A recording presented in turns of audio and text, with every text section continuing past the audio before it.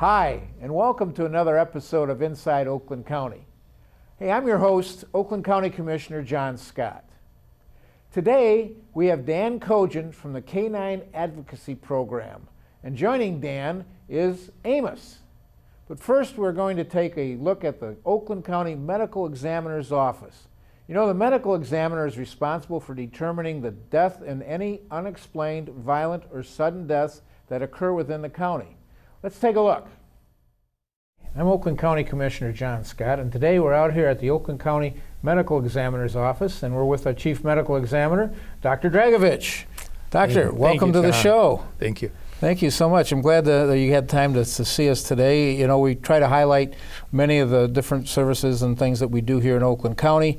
I think that a lot of our things we do are, nobody thinks about it, they just assume it gets done, and so we wanted to highlight some of this. Tell us a little bit about yourself. You've been here at Oakland County and you do the medical examiner, and tell me a little bit about what all that is. Well, thank you for being here at the opportune hour, because it's toward the end of our working day, so we don't have a conflict in scheduling. Right. And it's much more hectic in the morning, obviously.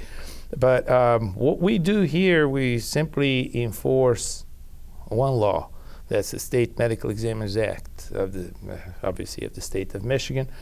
We investigate deaths that occur on the territory of our county, of our jurisdiction, and any sudden, unexpected, unexplained, or violent or suspicious death comes under that category, and we look at it daily as situations develop.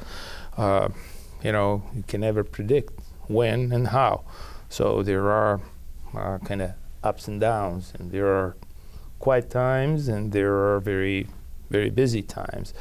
And unfortunately, we're dealing with fairly sensitive and sad issues, because anytime someone dies, it's someone's very close, very dear to someone. Mm-hmm. And handling those aspects and communicating to family members is the integral part of the whole activity.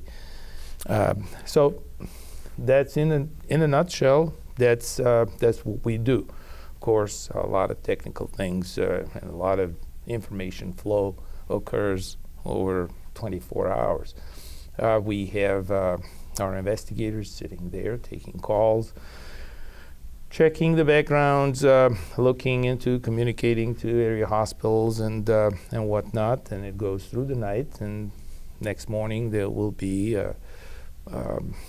another challenge for us to go into, and day after day after day, the whole year goes by, and that's how we end up with approximately, I would say, close to 1,100 individuals brought in, deceased individuals, obviously, that we investigate with sort of all instruments in our armamentarium.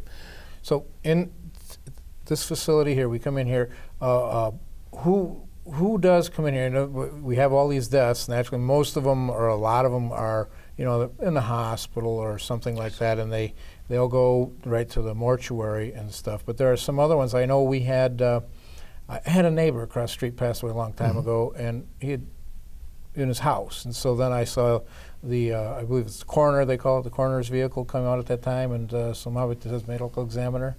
Oh, that's the old-fashioned term. We are the right. state, the whole state is the medical examiner system. There are still states that maintain the old colonial coroner system, so we consider ourselves as a more enlightened state in the way. But yes, death at home, death that is not witnessed, death that is occurring suddenly and unexpectedly is going to be scrutinized by us. We'll have our investigators out there together with the police, and if there is a need and if there is a need to further investigate this situation, we will arrange for removal and bring the remains of the deceased here to be examined, documented, and of course, what we do here is perform medical examination after death, which is called autopsy. The autopsy is sort of a procedure that's fairly standardized, but it's modified according to each and every case because no death is identical. No person is identical to another one. So we go with the and adjust our investigation and the depth, the extent of the investigation to the need to address the questions that may be coming from law enforcement, from uniformed law enforcement, that is police, from the prosecuting attorney's office, from expecting down the potential for adjudication of some kind, and also the questions that come from immediate family members and or other family members who would come up and say, well, you know, what kind of a condition is the underpinning of the demise of our loved one? Is there any concern from the genetic nature of the condition, hereditary nature, whatnot, so that that we have to put that information in the perspective for them when they come or they call to inquire about what the findings were, and among other things. I mean, people ask a lot of things because they are curious. Violent death, how did it happen? Why did it happen? What not? What?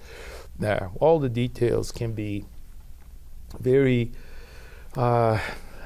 problematic for them if they are not explained to the fullest extent, so that that they clearly understand the physical, if you want, scientific boundaries of it. Sure. So a lot of times, I know you'll get things, whether it be a lot of times, like say a homicide, where the police need to try to identify what happened. The obvious ones are usually when they're gunshot wounds, but then there are other things that come in that you go, Doc, Sure. What happened to this guy? How come this person has passed away? And Talk a little bit about what you do there. It's sometimes fairly easy because the injuries are obvious, and putting those together, integrating them, is a relatively easy task. There are other times that you really have to be very careful about the details, because our concept and approach is that the devil is in the details. Mm-hmm. And even a minuscule little thing can change the and affect the outcome of investigation and the results down the road, and the possible charges, identification of the perpetrators, and whatnot. Right. So it's a combination of what you do here in a, say, a homicide, combining with the CSI type lab work and so the two work hand in hand. It's always a team approach. There are no lone riders in this line of work. And when we get together, when we do our seminars for law enforcement, I try to emphasize that we're all in the same boat. Walk us through the process a little bit. Okay, in your daily day here, you're going to do autopsies. So, correct.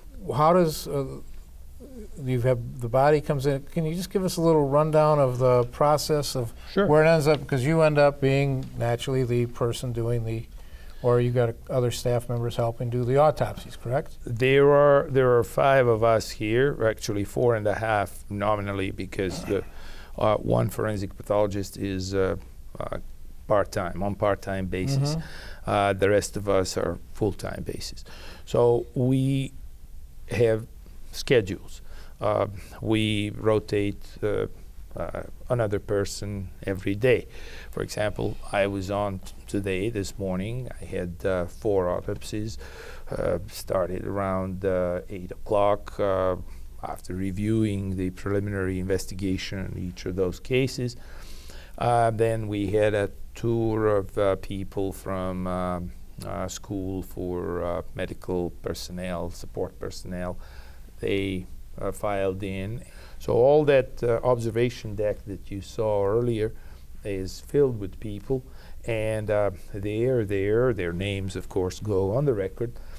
They watched me perform the examinations on those 4 cases. And when that was done, then the next phase comes in. First of all, issuing immediately the death certificates, then the review and planning of what further investigative studies we will carry out, which may take time. Obviously, toxicological analysis may take several weeks. Ordering some and preparing microscopic sections from autopsy, where we obtain tissue samples, may take about 3 to 4, 5 days maybe. So that is an ongoing process, and that information trickles in, and then within a reasonable span of time of several weeks, the case is actually completely wrapped up and the final report issued. We cannot issue partial reports because partial reports are opening opportunity for misinformation, for guessing. So we can only, and generally people ask, oh, can we get the preliminary report? All we can provide under the circumstances initially is the cause and the manner of death, if that is established immediately. There are pending cases where we have to run tests in order to sort out and establish the diagnosis and establish the cause and the manner of death. So it takes time. What happens, every now and then, like a homeless person or somebody, nobody knows who they were, no family. It's kind of interesting. My wife sees these a lot. She works at the volunteer and on the board at the Match Nutrition Center, so they see the homeless all the time. Every now and then, one will pass away, and nobody knows the family. What happens to you've done your part of the business, and now they're to leave? Where would that body go if there's nobody to claim it? What happens with those? Well, generally there is always someone that has someone in the extreme, and those are relatively rare, I would think, in our jurisdiction, based on my experience, and compared to some other jurisdictions. We have the ability first to go and vigorously identify someone that may be in a position to care about the deceased. If that is completely exhausted, well, there is then public administrator service that they will arrange for either a burial at public expense or some other solution to the problem. So we do not have these situations where the bodies are just unclaimed and nothing happens. Now, you get a lot using this equipment. I know you'll get people in here with, say, drug overdoses. And a person will say, well, what do you overdose from? And of course, you have the ability now to do the toxicology screening of the tissue or whatever it takes to do that. And then I always hear them on those good old TV shows, you ran it through the mass spec. What are they talking about? Well, they're talking about an instrument that is capable, based on the molecular differences of different substances, to establish the curves that are plotted on the screen or on the printed paper, and one can see those elevations and measure those elevations, and then refocus on tracking down for those substances that are making the spikes in mass spectrometry. Of course, mass spectrometry is one of the cornerstones in toxicology and in forensic toxicology in particular. And finally, on a little different note. Let's talk about the career path that you're on. This medical examiner thing. What would a young person watching or a parent watching? What would the kids want to be? What would they be looking to do to get into, say, this particular field? Because I know we have a shortage. We do. Of pathologists. We have a hard time hiring them here. That's because they're very expensive. That's true. Not only they're very expensive, there are about 800 plus of us actively practicing forensic pathology in the nation. So that's a small number compared to the general number of physicians out there and other medical specialties. The problem with this line of work is that the government is always a little bit below and behind in compensation compared to general medical and private sector. So that's a given.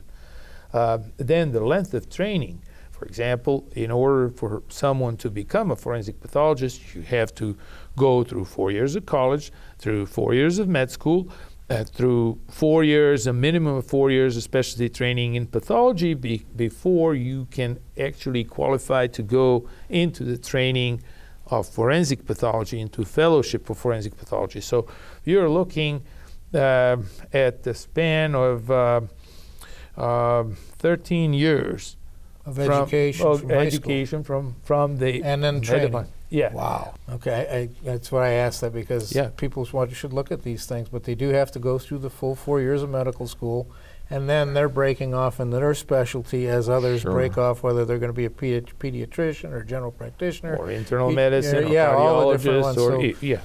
But it's after you get that 4 years, then you select where you're going from there. Really good. Yes. Well, I want to thank you for your time. This has been great, very educational, and